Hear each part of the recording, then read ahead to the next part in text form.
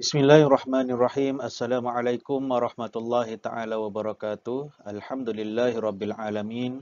Wassalatu wassalamu ala asyrafil anbiya'i wal mursalin wa ala alihi wa sahbihi ajma'in.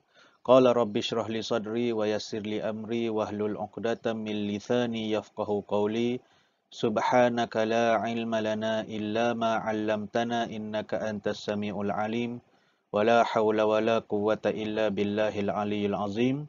Alhamdulillah, syukur kita kehadrat Allah Subhanahu Wa Taala kerana masih lagi kita diberi ruang, kita diberi peluang untuk sama-sama kita meneruskan siri perbincangan ataupun siri ulang kaji UPKK yang mana pada kali ini kita akan berkongsi ataupun kita akan mempelajari satu tajuk daripada pelajaran akidah tahun 4, iaitu tajuknya ialah sifat wahdaniyah. Okey, sifat wahdaniyah iaitu salah satu daripada sifat Allah Subhanahu Wa Taala, sifat kesempurnaan Allah Subhanahu Wa Taala, iaitu Allah bersifat dengan sifat wahdaniyah. Okey. Kita akan tengok. Okey, sifat wahdaniyah. Okey, pengertian dia, sifat wahdaniyah ni adalah Allah Maha Esa atau tunggal. Okey. Dia punya pengertiannya ataupun maksud wahdaniyah itu adalah Allah itu Maha Esa ataupun Allah itu Maha Tunggal. Maksudnya Allah itu satu sahaja. Esa bermaksud satu ataupun Esa bermaksud dengan tunggal. Maksudnya tak ada Tuhan, tak ada Allah yang kedua, yang ketiga lah. Allah cuma satu sahaja. Okay. Kemudiannya, dalil nakli yang menyatakan bahawasanya Allah itu satu ada disebutkan di dalam Al-Quran, iaitu daripada surah Al-Ikhlas ayat yang pertama, yang berbunyi, A'udzubillahi minasyaitonirrajim. Bismillahirrahmanirrahim. Qul huwallahu ahad. Yang bermaksud, katakanlah wahai Muhammad, bahawasanya Allah itu satu. Allah itu Maha Esa. Okey, wahdaniyah ni diambil daripada perkataan ahadun itulah. Dan dalil nakli pula adalah dalil yang kita boleh ambil daripada Al-Quran ataupun hadis. Okey, itu maksud dalil nakli. Okey, seterusnya dari sini, hukum mempercayai Allah itu bersifat dengan wahdaniyah adalah wajib. Wajib. Hukum mempercayai Allah bersifat dengan sifat wahdaniyah adalah wajib. Okey, kalau kita tengok sifat wahdaniyah ni, Allah yang Maha Esa ni, dia berbeza dengan sifat yang ada pada makhluk, iaitu yang sifat yang ada pada kita lah. Kita manusia ni sebagai makhluk. Okey, yang mana kalau Allah Subhanahu Wa Taala ni dia tunggal, dia tak ada sesiapa, dia cuma satu sahaja, tidak ada keturunan. Manakala kalau manusia ni, kalau kita bukan tunggal kerana kita ada keturunan, kita berasal daripada mak ayah kita, kemudian kita ada adik-beradik yang lain contohnya. Walaupun dia disebut, kalau katalah contoh, orang tu dipanggil anak tunggal kerana dia satu-satunya anak daripada mak ayah dia. Dia seorang je, dia tak ada adik-beradik yang lain. Dia dipanggil anak tunggal. Tapi tunggal dia tu tidak sama dengan Allah Subhanahu Wa Taala. Allah ni dia tidak melahirkan dan tidak dilahirkan. Itu maksud tunggal Allah Subhanahu Wa Taala. Okey. Allah ni wujud, tetapi dia tidak sama dengan makhluk ciptaan Allah. Okay, dan Allah juga tiada kawan. Itu maksud tunggal juga. Sedangkan kita ni berkawan. Ada kalanya kita nak buat sesuatu, kita minta tolong dengan kawan kita. Tapi Allah Subhanahu Wa Taala, dia nak buat sesuatu, dia nak cipta alam ini, dia nak mentadbir atau menguruskan alam ni, tanpa ada bantuan daripada sesiapa. Dia dia satu sahaja. Okey, dia tunggal. Okey. Seterusnya kita tengok kepada penerangan daripada sifat wahdaniyah lagi. Wahdaniyah ni erti dia tunggal. Okey, macam yang kita cakapkan tadi. Kemudian lawan bagi perkataan wahdaniyah itu adalah ta'addud. Ta'addud ni maksudnya berbilang-bilang. Mustahil Allah itu berbilang-bilang. Maksudnya mustahil bagi Allah itu bersifat dengan sifat ramai. Allah itu tidak ada dua, tidak ada tiga, ataupun berbilang-bilang yang lain lah. Berbilang-bilang maksudnya Allah itu lebih daripada satu. Lawan bagi perkataan wahdaniyah itu adalah ta'addud, dan kita juga wajib percaya bahawasanya Allah itu tidak bersifat dengan ta'addud. Allah itu tidak bersifat dengan sifat tunggal. Okey, seterusnya mustahil bagi Allah itu berbilang-bilang. Okey, dan tunggal membuktikan Allah itu Maha Agung. Tunggalnya Allah Subhanahu Wa Taala itu ataupun satunya Allah Subhanahu Wa Taala itu, tidak berbilang-bilangnya Allah Subhanahu Wa Taala itu membuktikan bahawasanya Allah itu Maha Agung. Dialah yang paling berkuasa. Okey.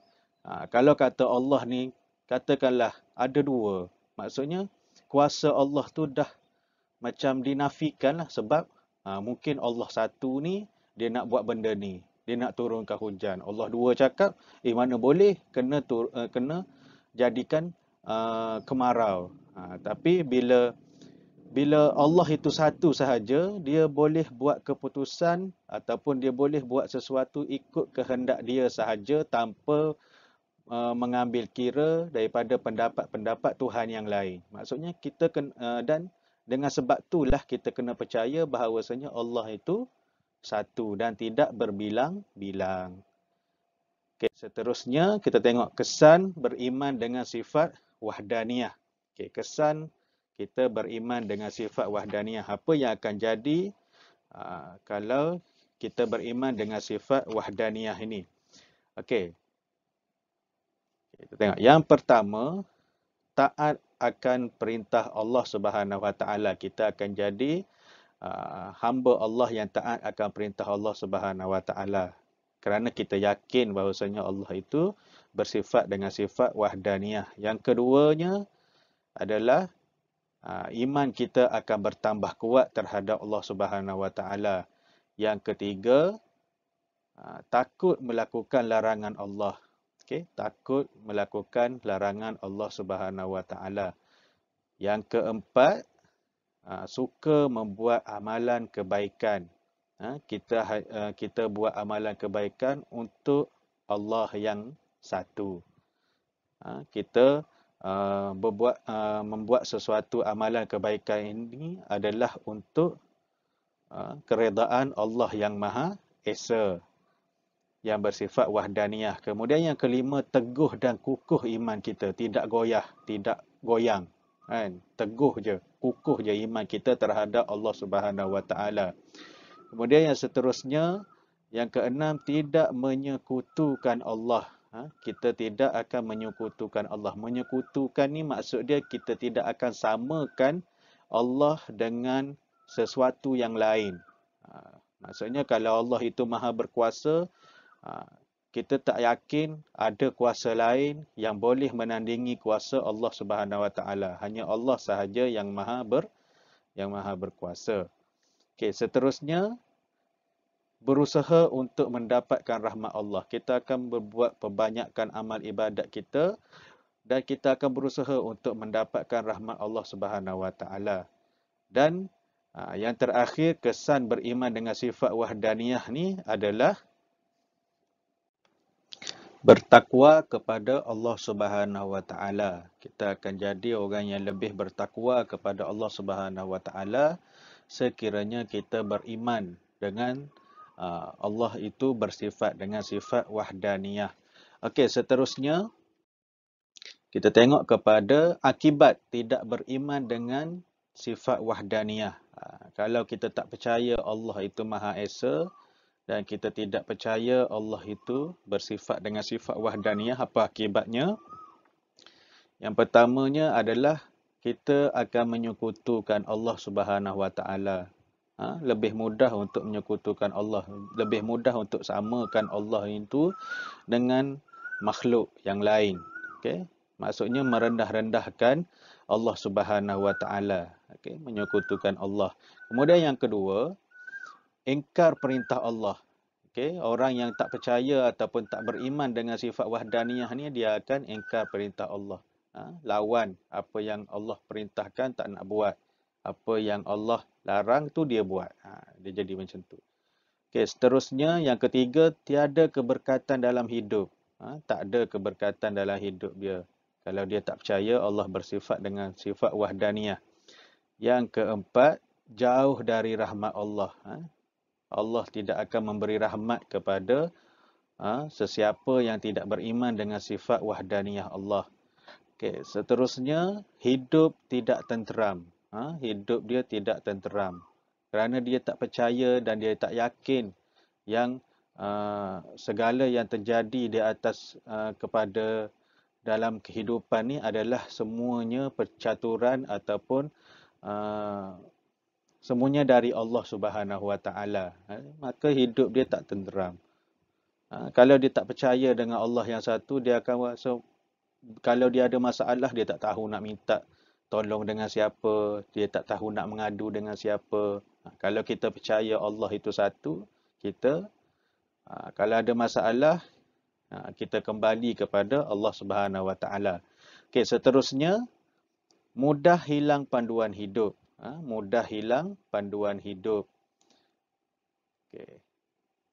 Apa lagi? Melakukan ibadat secara sambil lewa. Dia tak percaya, tidak beriman kepada sifat wahdaniyah, maka dia melakukan ibadat dengan sambil lewa. Sambil lewa ni maksudnya acuh tak acuh je kan. Dan asal buat je. Okey. Kemudian yang seterusnya, suka melanggar perintah Allah Subhanahu Wa Taala. Iman menjadi lemah.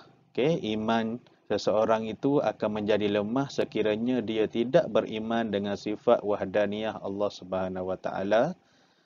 Dan yang terakhirnya, dipandang hina di dunia dan di akhirat.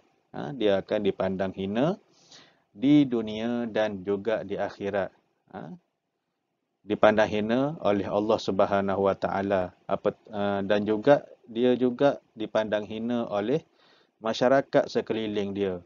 Sebab dia tak percaya kepada sifat wahdaniyah ataupun tidak percaya kepada Allah yang Maha Esa. Okey. Dan sebagai kesimpulannya, apa yang kita belajar hari ini adalah umat Islam. Kita ni umat Islam wajib beriman dengan sifat Allah Subhanahu Wa Taala. Kalau yang kita belajar hari ini itu adalah wahdaniyah adalah salah satu daripada sifat-sifat Allah Subhanahu Wa Taala, yang mana bererti Allah itu Maha Esa ataupun Maha Tunggal. Dan Allah itu maksud Esa, maksudnya satu, Allah itu tak ada keturunan. Bukan macam kita. Kita ni ada keturunan kita dan Allah itu tidak berketurunan. Okay. Dan kewujudan Allah Subhanahu Wa Taala tidak sama seperti kejadian makhluk yang berbilang-bilang. Makhluk ni dia boleh bilang. Kita satu orang. Kita kata kita tunggal. Bila kita keluar jumpa dengan kawan kita, dah jadi 2 orang. Jumpa seorang lagi kawan, dah jadi 3 orang. Maksudnya kita tu boleh dibilang dan berpasang-pasangan. Macam contoh suami isteri. Kalau burung pun kita akan sebut sepasang burung burung merpati, sepasang burung bangau, sepasang kucing. Okey. Pasangan itu akan berkembang dan membiak menjadi keluarga. Kita pun ada juga keluarga daripada kita, ada mak ayah kita dan akan ada adik-beradik kita. Kemudian kita juga satu hari akan ada anak kita sendiri. Dia akan ada rantaian keluarga tu. Tapi Allah tidak macam tu. Allah tu satu je. Dan kita wajib yakin dan beriman dengan sifat wahdaniyah. Hanya Allah sahaja yang menciptakan kita dan seluruh isi alam ini tanpa adanya Allah yang kedua ataupun yang ketiga dan seterusnya. Kan? Kita wajib beriman Allah itu bersifat dengan sifat wahdaniyah. Okey, saya rasa sekadar itu sahaja untuk kali ini. InsyaAllah kita akan jumpa lagi untuk pembelajaran yang akan datang. Dan segala yang baik itu adalah daripada Allah Subhanahu Wa Taala dan setiap kekurangan itu adalah daripada kekurangan diri saya sendiri. Semoga ianya memberi manfaat untuk kita semua dalam kita nak memahami ataupun nak mengulang kaji pembelajaran untuk menghadapi peperiksaan UPKK. Okay, wallahu alam. Assalamualaikum warahmatullahi wabarakatuh.